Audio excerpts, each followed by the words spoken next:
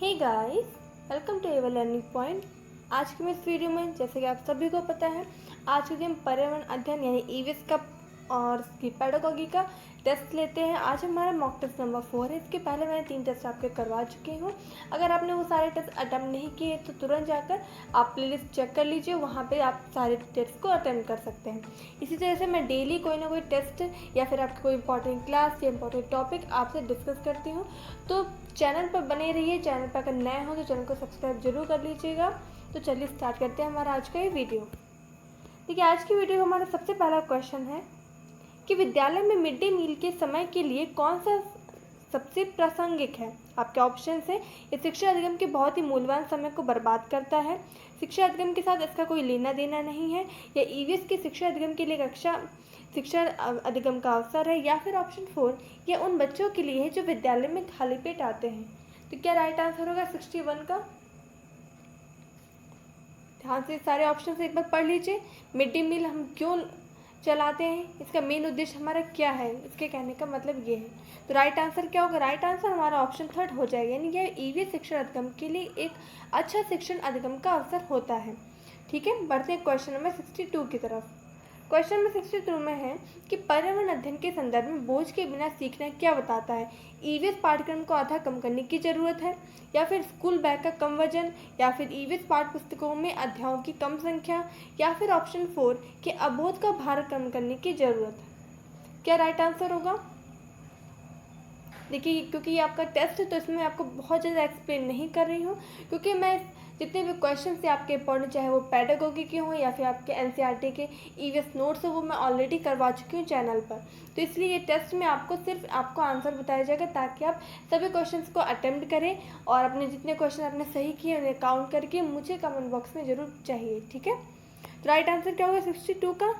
62 का right answer हो जाएगा ऑप्शन 2, यानी बोझ के बिना सीखने का मतलब यहाँ पर स्कूल बैग का वजन कम करना है, किताबों की संख्या कम हो, आपका पाठ्यक्रम थोड़ा कम हो और चीज़ें ज़्यादा समझ में आए। क्या ना तो बच्चे का भार कम करना है, ना तो पाठ्य पुस्तकों की अध्यायों की संख्या कम करनी है। ठीक है, बढ़ते हैं क्वेश्चन नंबर 63 की तरफ। क्वेश्चन नंबर 63 में बोला जा रहा है कि ईवीएस कक्षा में समूह में सीखने का क्या उद्देश्य है। आपके ऑप्शन है, छात्रों को आसानी से प्रबंधित करना और वर्कलोड को कम करना। सेकंड, लड़के और लड़कियां अलग अलग सीख सकते हैं। थर्ड, कम और उच्च प्रदर्शन करने वाले छात्रों को अलग करना और उपचारात्मक शिक्षण देना। या फिर ऑप्शन 4 कि सहयोग के मूल्यों को लागू करने और एक साथ काम करने के लिए प्रत्येक बच्चे को सक्रिय रूप से भाग लेने और उन्हें सीखने में सक्षम बनाना। क्या राइट आंसर होगा?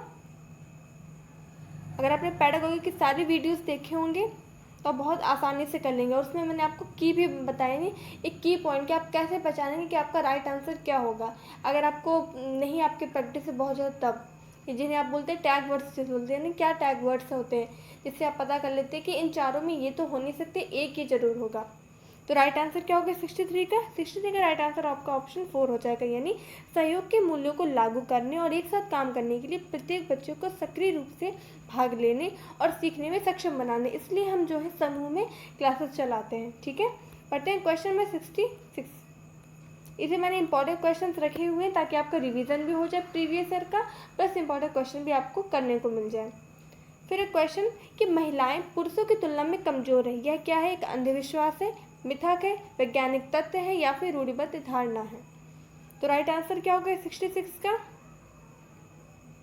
देखिए, 66 का राइट आंसर हो जाएगा ऑप्शन 4, यानी महिलाएं पुरुषों की तुलना में कमजोर होती हैं, ये एक रूढ़िबद्ध धारणा है। फिर क्वेश्चन में 67, क्वेश्चन में 67 में बोला जा रहा है कि भारत में बिहार के सापेक्ष जम्मू कश्मीर और गोवा की स्थिति क्या है। आपके ऑप्शन है, देखिए फिर से एक मैप का क्वेश्चन है, और इतनी बार मैं आपको ऑलरेडी बोल चुकी हूँ कि आपको मैप जरूर पढ़ के जाना अगर आप सीटेट का एग्जाम देने जा रहे हैं, क्योंकि आपके पर्यावरण में हर एक सेट में एक क्वेश्चन जरूर आपसे पूछा, नहीं हर साल में 2 बार आपके एग्जाम होता है सीटेट का, तो हर एक शिफ्ट में आपके एग्जाम में एक क्वेश्चन जरूर पूछा जाता है मैप से, दिशा से रिलेटेड।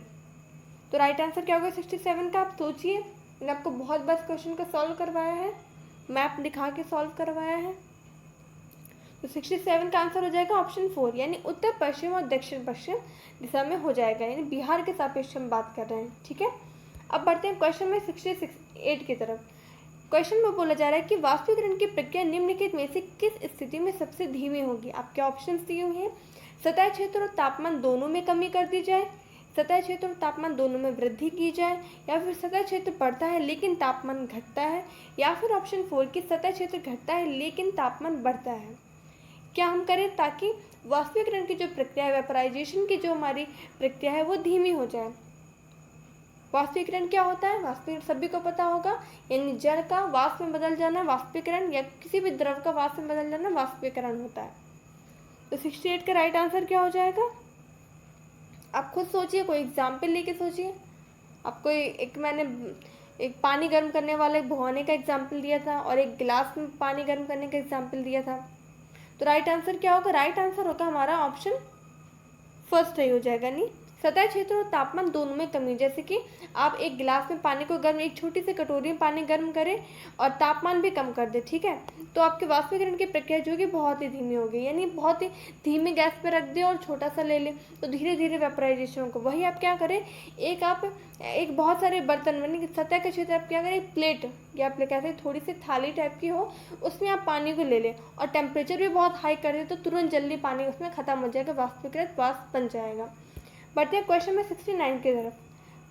अब देखिए नेक्स्ट क्वेश्चन है आपका कि भारत में किस क्षेत्र में स्थानांतरित खेती का प्रचलन है। आपके ऑप्शन है दक्षिण पूर्वी क्षेत्र में, उत्तर पूर्वी क्षेत्र में, दक्षिण क्षेत्र में, या फिर उत्तर पश्चिम क्षेत्र में। क्या राइट आंसर होगा? यहाँ पर 71 का सभी को क्वेश्चन आता होगा, बहुत बार आपको समझाया है। राइट आंसर हो जाता है हमारा ऑप्शन सेकंड, यानी उत्तर पूर्वी क्षेत्र।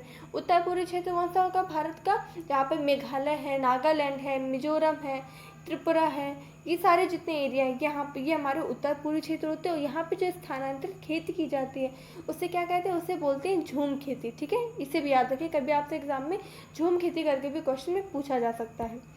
नेक्स्ट क्वेश्चन है कि नदी बांधों से उत्पन्न जल विद्युत के लिए निम्नलिखित में से कौन सा कथन सत्य नहीं है। आपके ऑप्शन दिए हुए कि बांध स्वदेशी लोगों को अपनी नदी के जीवन रेखाओं से अलग करते हैं, बांध टिकाऊ विकास को प्रोत्साहित करते हैं, यह पानी या हवा को प्रदूषित नहीं करता है, या फिर ऑप्शन 4 कि जल विद्युत सुविधाओं से बड़े पर्यावरणीय प्रभाव हो सकते हैं। तो क्या राइट आंसर होगा? नदी बांधों के संबंध में यहाँ पर सत्य नहीं की बात की जा रही है, यानी आपको एक नेगेटिव पॉइंट्स आपको ढूंढना है, ऑप्शन ढूंढना है। तो राइट आंसर क्या होगा? 72 का राइट आंसर हो जाता है आपका ऑप्शन सेकंड कि बांध टिकाऊ विकास को प्रोत्साहित करते हैं, ठीक है। बढ़ते हैं क्वेश्चन में 73। क्वेश्चन में 73 में बोला जा रहा है कि निम्नलिखित में से कौन सी ग्रीन हाउस गैसेस हैं या है? जलवाष्प, मीथेन, कार्बन डाइऑक्साइड, या फिर ये सभी। कौन सी आपकी ग्रीन हाउस गैसेस हैं? मेरे चैनल का सबसे पहला वीडियो जो था वो इसी के बारे में था। यानी सबसे पहले जो वीडियो डाला था मैंने ग्रीन हाउस की ट्रिक डाली थी कि आप कैसे याद कर ले। मीना का जलवा ओ करके आपकी ट्रिक थी, तो वो अगर नहीं देखा तो आप चैनल के एकदम स्टार्टिंग में जाए या फिर आप प्लेलिस्ट में जाकर जीके ट्रिक्स आपके नाम से प्लेलिस्ट बनी हुई है, तो उसमें मैंने अब तक जितनी भी जीके ट्रिक्स आपको समझाई हैं वो सारे उसमें आपको मिल जाएगी, तो आप वहाँ से भी देख सकते हैं। तो राइट आंसर यहाँ पर हो जाएगा 73 का ऑप्शन 4, यानी ये सभी जलवाष्प भी, carbon dioxide, methane, nitrous oxide होती है और हमारी CFC यानी क्लोरोफ्लोरोकार्बन भी होती है। बढ़ते हैं क्वेश्चन नंबर नेक्स्ट क्वेश्चन की तरफ। अब क्वेश्चन में बोला जा रहा है कि भारत में ठंडे रेगिस्तान मानसून से प्रभावित क्यों नहीं होते हैं। अब सबसे पहले देखिए, अब आपके लिए क्वेश्चन आपके सभी को बताना है, ठीक है। ये नहीं आपको 3-4 लोग ऑप्शन आंसर देते हैं, 3-4 लोग अपना स्कोर बताते हैं, सभी को यहाँ पर देना है। जो आप ये देखेगा उससे मतलब नहीं कि आपके सिर्फ 5 नंबर आ रहे हैं, आपके 10 नंबर आ रहे हैं या आपके 1 नंबर आ रहा है। आपके जितने भी मार्क्स हैं आप ईमानदारी से उसे बताइए, क्योंकि इससे क्या होगा, आपको खुद ये लगे कि नेक्स्ट टाइम जब होगा तो आप तैयारी प्रिपेयर होकर आएंगे। यानी कि मैंने आपको जो बोलती हूँ कि आप प्लेलिस्ट में जाकर देख लीजिए, तो उसका मतलब ये आपको उसे देखना है। देखेंगे क्या, आप जब ये सारी प्रैक्टिस करेंगे, रेगुलर आप चीज़ें पढ़ते जाएंगे, तो आप ये टेस्ट बहुत आसानी से कर लेंगे और एग्ज़ाम में आपकी इतनी अच्छी तैयारी हो जाएगी कि आप क्वेश्चन पढ़ेंगे नहीं, आपको आंसर आ जाएगा। अगर इधर उधर के भी क्वेश्चन आते, जरूरी नहीं आपके प्रीवियस ईयर क्वेश्चन था, लेकिन प्रीवियस ईयर से क्या होता है कि उसी में से थोड़ा सा बदलाव करके आपके नए क्वेश्चन बनाए जाते हैं, इसलिए प्रीवियस ईयर बहुत ज़रूरी है।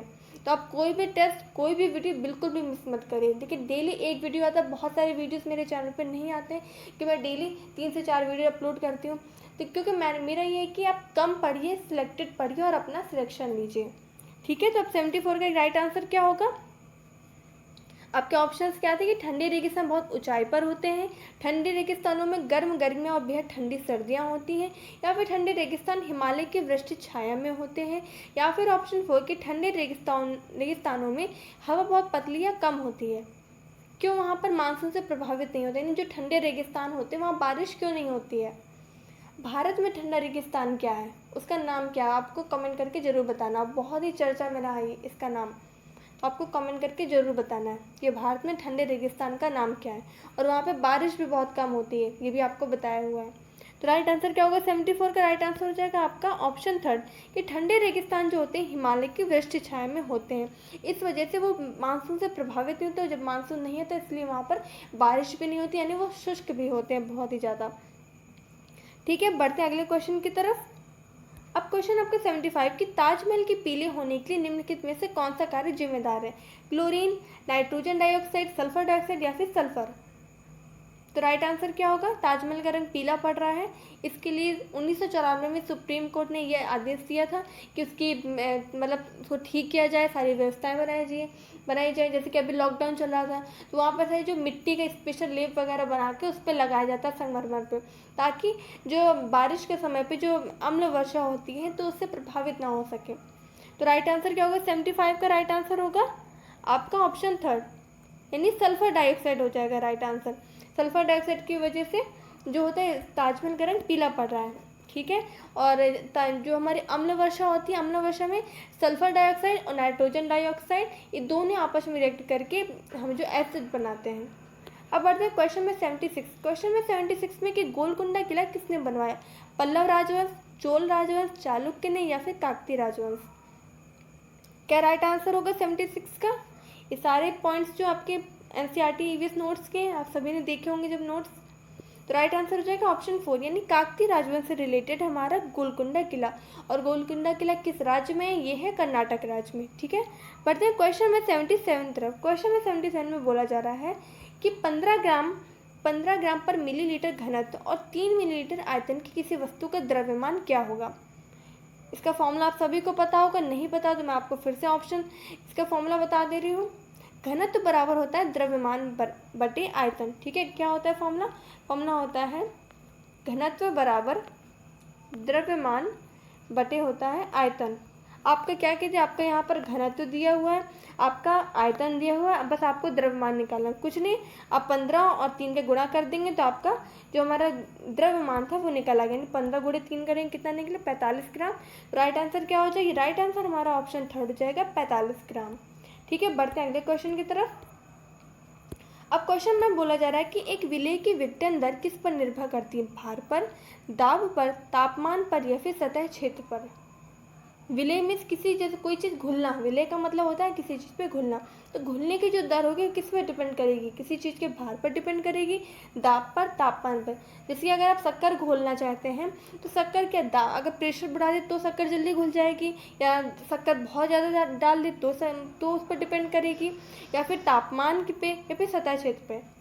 तो अब शक्कर के एग्जाम्पल बहुत आसानी से राइट आंसर ढूंढ लेंगे। राइट आंसर क्या होगा, राइट आंसर हमारा ऑप्शन 3 हो जाएगा यानी तापमान। देखिए क्या करें, शक्कर को जल्दी घोलना है तो आपने पानी में डाला और उसे गैस पे रख दिया, तो गैस जैसे टेम्परेचर ज़्यादा बढ़ेगा और शक्कर जो होगी, जो शक्कर पानी में नॉर्मली चम्मच से घुमाने पर आपके 5 मिनट में घुल रही है तो वो 2 मिनट में घुल जाएगी। ठीक है, क्वेश्चन नंबर 82। क्वेश्चन नंबर 82 में बोला जा रहा है कि सुषमा चाहती है कि उसके छात्रों को पेड़ों के संरक्षण के लिए संवेदनशील बनाया जाए, तो निम्नलिखित में से कौन सी ऐसा करने की सबसे उपयुक्त रणनीति होगी।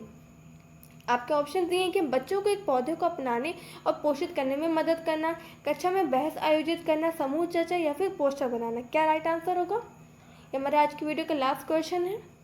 और सभी लोग वीडियो को लाइक करके ज़रूर जाएंगे, और दोस्तों से सभी लोगों का अब एम होना चाहिए कि आपको डेली आप चाहे आप किसी ग्रुप में हो, फेसबुक ग्रुप में या व्हाट्सएप ग्रुप में हो, सभी को अपने फ्रेंड्स को ज़रूर शेयर करिए, पढ़ते जाइए और मेरा सपोर्ट भी करते जाइए। तो राइट आंसर क्या होगा? राइट आंसर हमारा ऑप्शन फर्स्ट रहेगा। यानी बच्चों को हम क्या करें, पौधा अपनाने को दे दें तो बच्चे बड़े प्यार से उस पौधे को अपनाएंगे, उसको पोषित होता हुआ देखेंगे तो उनके अंदर एक भावना उत्पन्न होगी, यानी भावात्मक रूप से वो उस काम के लिए प्रेरित रहेंगे। तो यहाँ पे 82 का ऑप्शन फर्स्ट सही हो जाता है। इससे हमारे आज की वीडियो के जो क्वेश्चन से कंप्लीट होते हैं। मिलते हैं नेक्स्ट वीडियो में। अगर आपका आज की वीडियो कैसा लगा मुझे कमेंट करके जरूर बताइएगा, दूसरों जरूर शेयर कर दीजिएगा, चैनल पर नए तो चैनल को सब्सक्राइब जरूर कर दीजिए। मिलते हैं नेक्स्ट वीडियो में, तब तक अपना ख्याल रखिए। Thank you so much.